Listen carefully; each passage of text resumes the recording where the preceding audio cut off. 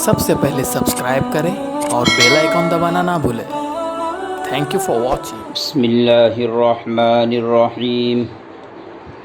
الحمد للہ نحمده ونستعینه ونستغفره ونؤمن به ونتوکل علیہ ونعوذ باللہ من شرور انفسنا ومن سیئات اعمالنا من يهده الله فلا مضل له ومن يضلله فلا هادي له ونشهد أن لا إله إلا الله وحده لا شريك له ونشهد أن سيدنا ومولانا محمدا عبده ورسوله صلی اللہ تعالی علیہ وعلى آلہ وأصحابہ وأتباعہ وأزواجہ وذریاتہ وأہل بیتہ والناس اجمعین۔ اما بعد فاعوذ باللہ من الشیطان الرجیم بسم اللہ الرحمن الرحیم۔ یا ایہا الناس انتم الفقراء الی اللہ واللہ هو الغنی الحمید۔ صدق اللہ مولانا العظیم وصدق رسولہ النبی الکریم ونحن علی ذلک لمن الشاہدین والشاکرین والحمد للہ رب العالمین۔ محترم سامعین، قرآن کریم کی ایک آیت میں نے اس وقت آپ کے سامنے پڑھی جس میں اللہ تعالیٰ انسانوں کو مخاطب کرتے ہوئے فرماتے ہیں، اے انسانوں تم فقیر ہو، تم محتاج ہو۔ ظاہر سی بات ہے جو فقیر اور محتاج ہوتا ہے اسے کسی نہ کسی کے سامنے کشکول پھیلانا پڑتا ہے، اپنی جھولی پھیلانا پڑتا ہے۔ میرے بھائیوں، ہم انسانوں میں سے ہر انسان اللہ کی ذات عالی کا محتاج ہے۔ انسان کو قدم قدم پر اللہ تعالیٰ کی مدد کی ضرورت پڑتی ہے۔ اس کی نصرت اور اس کی تائید کے بغیر انسان نہ دنیا میں کامیابی حاصل کر سکتا ہے اور نہ آخرت میں وہ کامیاب ہو سکتا ہے۔ اس کی ضروریات کا کوئی بھی شعبہ ہو لیکن اسے بہرحال اپنے پالنہار مولائے حقیقی اللہ رب العزت کی جگہ جگہ ضرورت پڑتی ہے۔ دنیا کا ایک نظریہ یہ ہے، مال و دولت کا حاصل ہو جانا یا کسی بڑے منصب کو پا لینا اسے لوگ کامیابی سے تعبیر کرتے ہیں، لیکن اس سے کامیابی نہیں ملتی ہے۔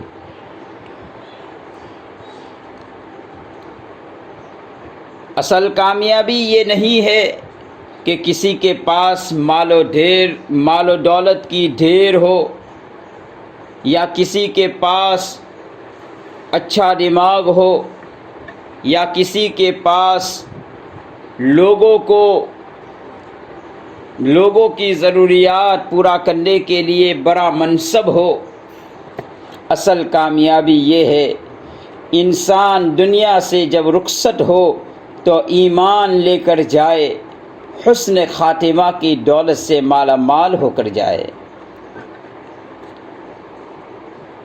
اسے اللہ اور اس کے رسول صلی اللہ علیہ وسلم نے کامیابی بتلایا، اور اس کامیابی کو حاصل کرنے کے لیے اللہ تعالیٰ نے اور نبی کریم صلی اللہ علیہ وسلم نے کچھ اعمال بتلائے۔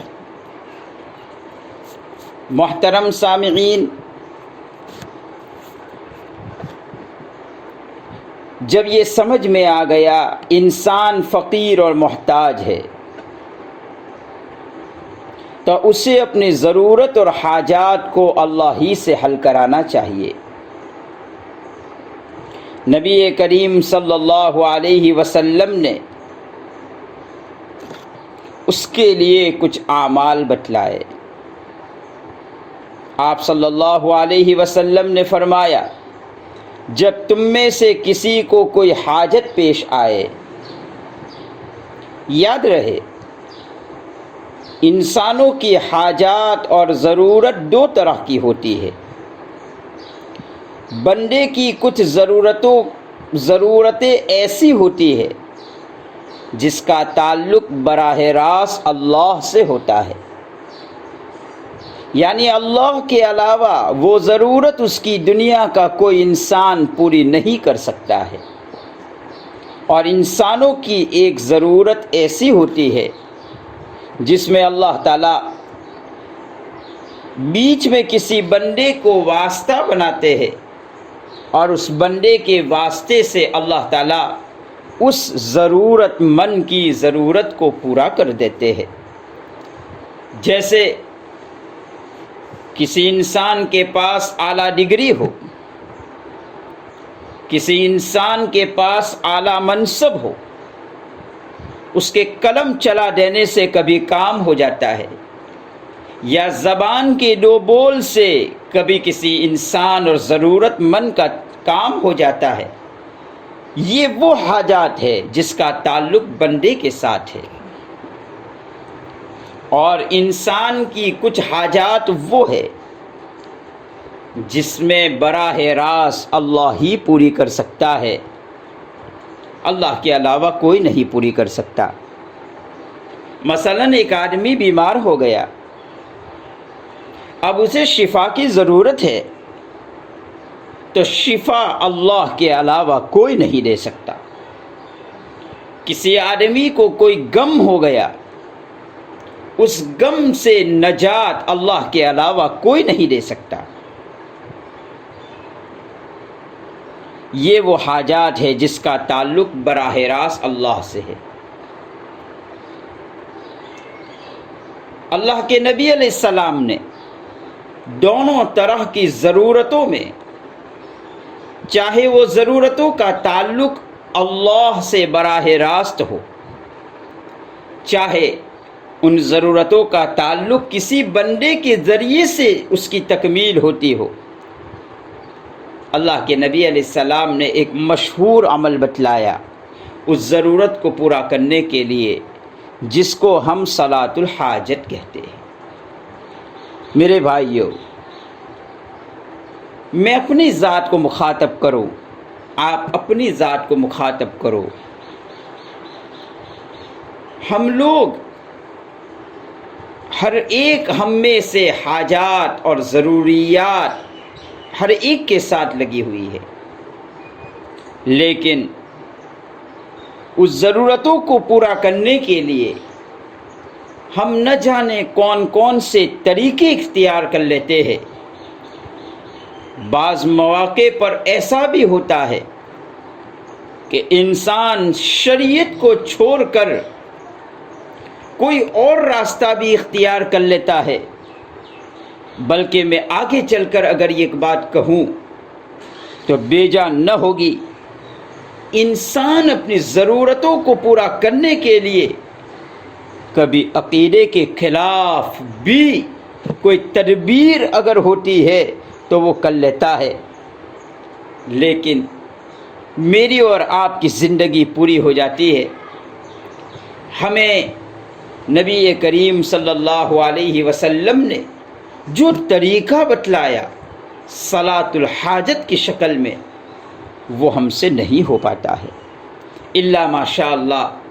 بہت سے اللہ کے نیک بندے ایسے بھی ہوتے ہیں جو اپنی ضروریات کو اللہ ہی سے حل کرتے ہیں، صلاۃ الحاجت سے حل کرتے ہیں، بلکہ کچھ اللہ کے نیک بندے ایسے بھی ہوتے ہیں جو روزانہ اس نماز کا معمول بناتے ہیں اور اس نماز کا اہتمام کرتے ہیں، اپنی چھوٹی بڑی ضرورتیں اللہ سے پوری کرتے ہیں۔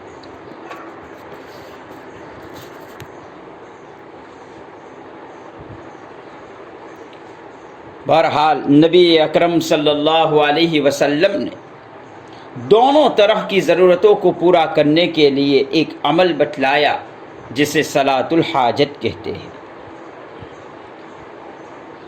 اس سے مومن کا ایک بنیادی عقیدہ بتلایا، اور بنیادی عقیدہ یہ ہے کہ مسلمان کی کوئی بھی حاجت ہو، چاہے اس کا تعلق اللہ سے ہو یا اس کا تعلق بندے سے ہو، تو اسے اللہ ہی سے مدد حاصل کرنا چاہیے۔ یہیں سے ایک کافر اور مومن کی زندگی میں فرق ہو جاتا ہے۔ کافر جب اسے کوئی ضرورت پیش آتی ہے تو وہ اس اسباب اختیار کرتا ہے، وہ بندوں سے مدد لیتا ہے، وہ کسی سے سفارش کرواتا ہے، اس کی ساری محنت کا میدان اسباب ہوتے ہیں، اور اس کے لیے وہ جان لگا کر محنت کرتا ہے۔ مثلا ایک کافر بیمار ہو گیا تو سب سے پہلے اس کا دھیان دوا پر چلا جاتا ہے، اس کا دھیان ماہر طبیب اور ڈاکٹر پر چلا جاتا ہے، اس کا دھیان اچھی خاصی ہاسپٹل پر چلا جاتا ہے، اور وہ اسی پر بھروسہ کر بیٹھتا ہے، حالانکہ یہ اسباب ہے۔ مسبب الاسباب کی مدد کے بغیر اسباب میں جان پیدا نہیں ہو سکتی ہے۔ اس کے مقابلے میں مسلمان کا یہ عقیدہ بتلایا، حالات اور حاجات کے موقع پر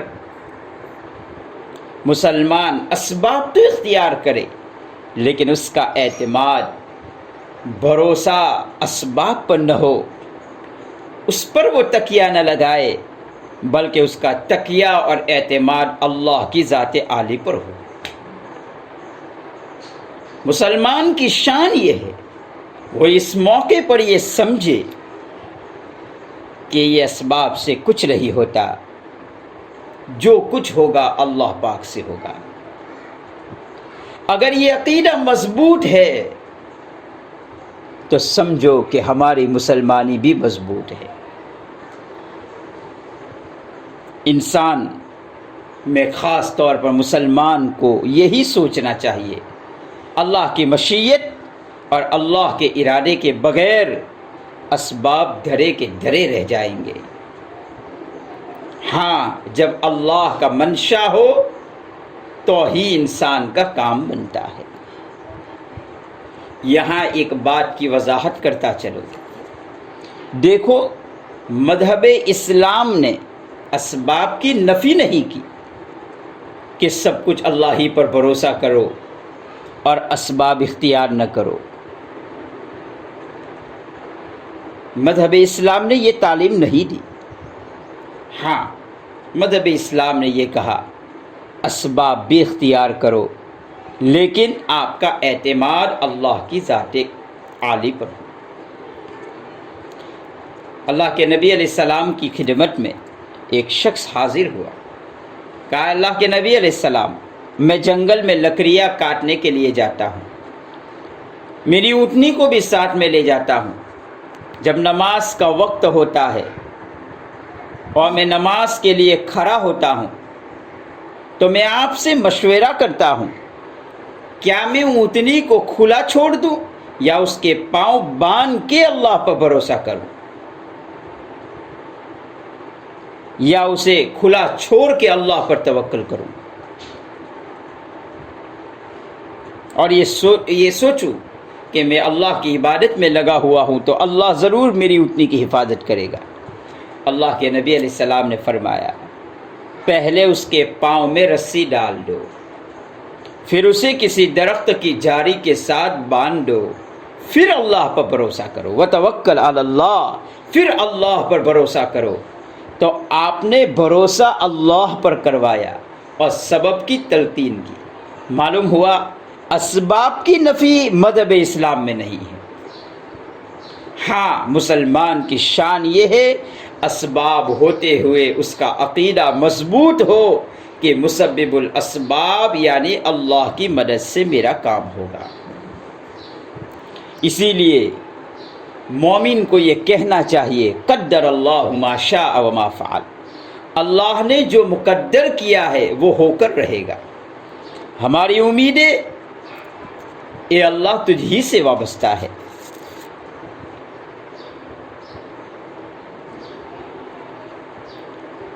سارے اسباب اختیار کرنے کے باوجود اللہ پر بھروسہ رکھے۔ خدا نخواستہ اگر وہ کام مسلمان کا نہیں ہوا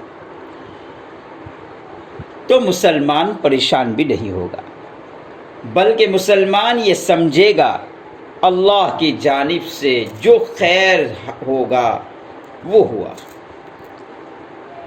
وہ اللہ کے فیصلے پر راضی رہے گا، اس کی حکمتوں کو وہ سمجھے گا کہ اس نے جو اسباب اختیار کرنے کا مجھے حکم کیا تھا، مجھے پابند بنایا تھا، میں نے وہ اسباب اختیار کیے، اس اسباب کے اختیار کرنے پر بھی اللہ اسے اجر عطا فرمائیں گے، اور وہ کام کے نہ ہونے پر اس نے جو صبر سے کام لیا اللہ اس پر بھی اسے اجر عطا فرمائے گا۔ ممکن ہوتا ہے، اللہ کی حکمتیں ہوتی ہے، کبھی اللہ کوئی بڑی مصیبتیں آتی ہو تو چھوٹی مصیبتیں دے کر اللہ بڑی مصیبتوں کو ٹال دیتے ہیں۔ کبھی اللہ کی حکمت یہ ہوتی ہے اللہ اس کا کوئی اور نظام بنا دیتا ہے اور اس موقع پر اس کو اس کا شعور بھی نہیں ہوتا ہے۔ اللہ کی حکمتیں انسان کی سمجھ سے بالاتر ہے۔ مجھے ایک واقعہ یاد آیا۔ ایک بادشاہ اپنے وزیروں کے ساتھ بیٹھا ہوا تھا اور تمام وزیروں کے ساتھ بادشاہ بھی پھل کھا رہا تھا۔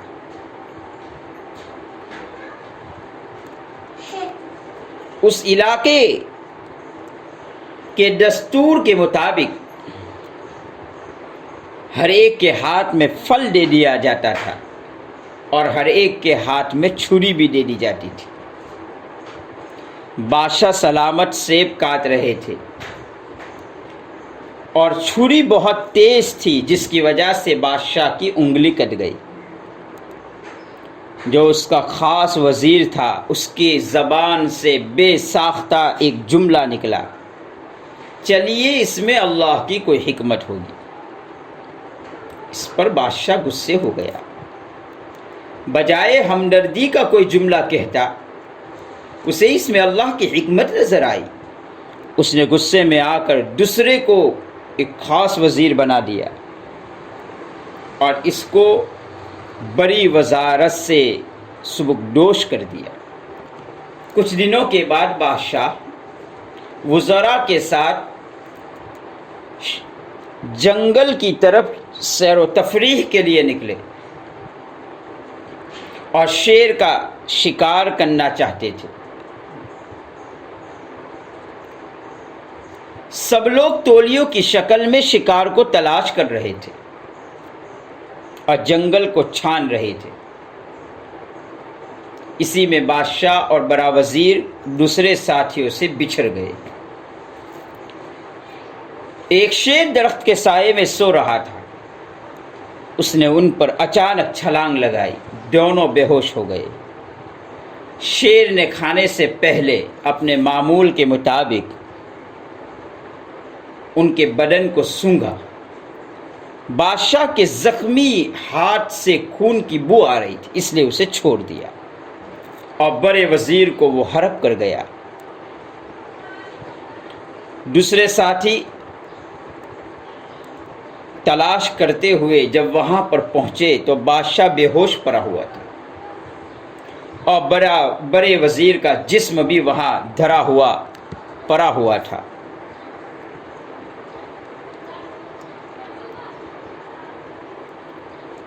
جب اسے بادشاہ کو ہوش آیا تو سب سے پہلے وزیر کا یہ جملہ اسے یاد آیا، اس میں اللہ کی حکمت ہوگی۔ کہا اسے بلاؤ اور اسے اس موقع پر بادشاہ نے غصے میں آ کر قید کروا دیا تھا، قید سے باہر نکلوایا۔ چلو مجھے سمجھ میں آیا آپ کا جملہ کہ اس میں اللہ کی حکمت ہے، اللہ تعالیٰ نے میری حفاظت کر لی، لیکن آپ کے جیل میں رہنے سے کیا حکمت ہے؟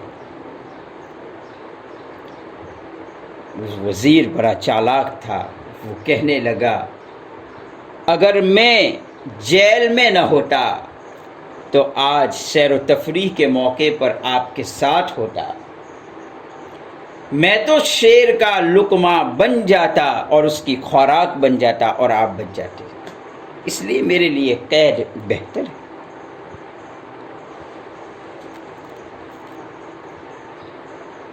میرے عزیزو، اسباب اختیار کرنے سے شریعت نے منع نہیں کیا، لیکن کبھی ایسا ہوتا ہے کہ اسباب اختیار کرنے کے باوجود کام نہیں ہوتا ہے، اور کبھی ایسا بھی ہوتا ہے بغیر اسباب اختیار کیے ہوئے بھی کام ہو جاتا ہے۔ دونوں جگہ پر انسان غلطی کر بیٹھتا ہے۔ جب اسباب اختیار کرنے کے باوجود کام نہیں ہوتا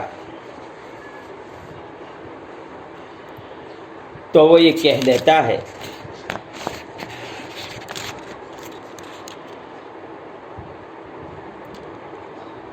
کہ اس میں معلوم نہیں کیا ہو گیا۔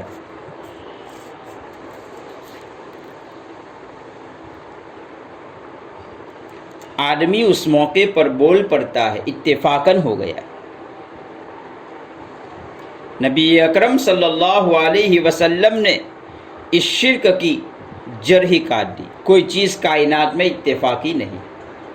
ہم لوگ عام طور پر بول دیتے ہیں فلاں کام اتفاقاً ہو گیا، اتفاقاً کچھ نہیں ہوتا، اللہ پاک کی مشیت سے ہوتا ہے، اللہ کے چاہنے سے ہوتا ہے۔ اللہ کے یہاں یہ بات طے شدہ تھی، اللہ کے یہاں یہ بات لکھی ہوئی تھی، اس لیے ہوا۔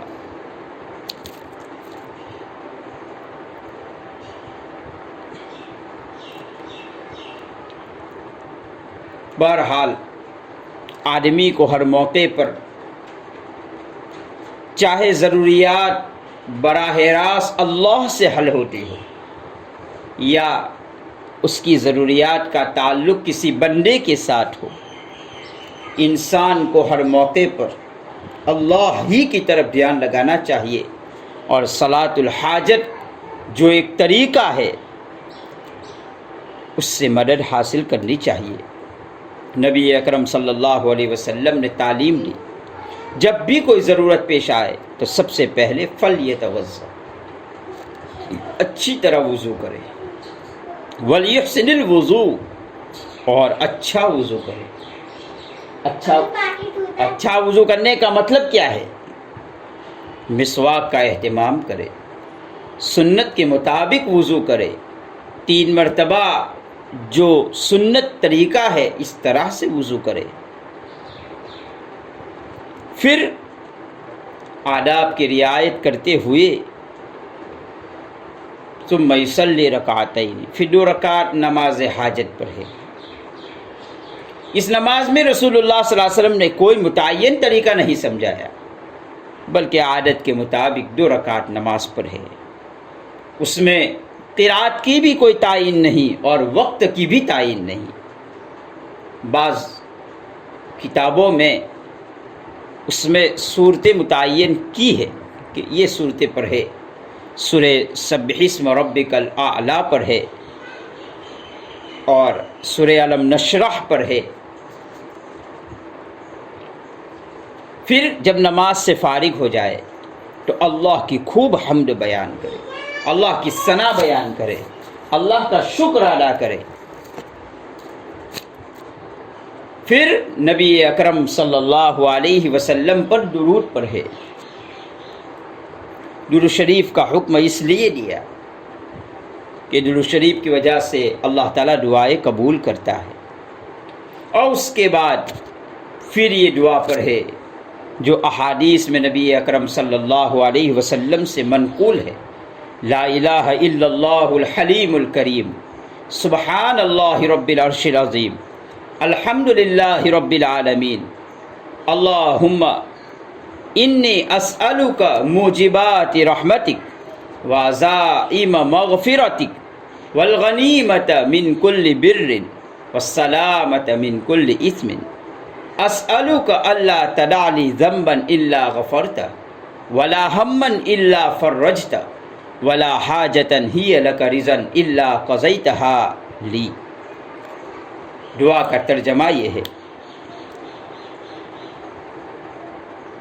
کوئی معبود نہیں سوائے اللہ کے جو بردبار ہے اور بزرگ ہے۔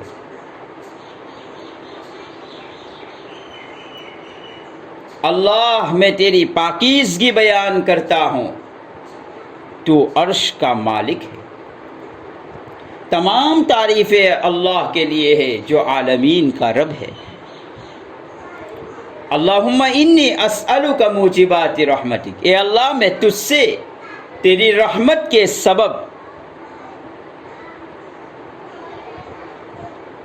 وعزائم مغفرتک، بخشش کے اسباب کو طلب کرتا ہوں، والغنیمت من کل بر، اور میں نیکی کی آسانی کو طلب کرتا ہوں، والسلامت من کل اثم، اور ہر گناہ سے سلامتی چاہتا ہوں، اسألک اللہ تدع لی ذنبا الا غفرتہ، اے اللہ میں تجھ سے سوال کرتا ہوں میرے تمام گناہ بخش دے، ولا ہما الا فرجتہ، میرے تمام غم کو ختم کر دے، ولا حاجتا ہی لک رضا، میری ہر حاجت جو تیری رضامندی کے مطابق ہو، اے اللہ تو اس کو پوری فرما۔ پھر اپنی جو بھی حاجت ہے اس کے متعلق آدمی سوال کرے، اللہ تعالیٰ اسے ضرور پورا کر دیتے ہیں۔ یہ ایک مستقل طریقہ ہے کہ پہلے اچھی طرح وضو کرے، پھر نماز پڑھے 2 رکعت، ڈھنگ کی نماز پڑھے، پھر اللہ کی خوب حمد و ثنا بیان کرے، جس زبان میں ہو، اردو میں ہو، گجراتی میں ہو، عربی میں ہو، اور پھر نبی اکرم صلی اللہ علیہ وسلم پر درود بھیجے، اور پھر آدمی یہ دعا پڑھے اور اپنی ضرورت کے لیے مانگے۔ اللہ ہی اسباب بھی بناتے ہیں اور اللہ ہی اس حاجت اور ضرورت کو پورا بھی کرتے ہیں۔ اللہ یہ سنت جو امت مسلمہ سے چھوٹ رہی ہے، اللہ اسے اپنی زندگی میں اتارنے کی توفیق عطا فرمائے۔ وآخر دعوانا ان الحمد للہ رب العالمین۔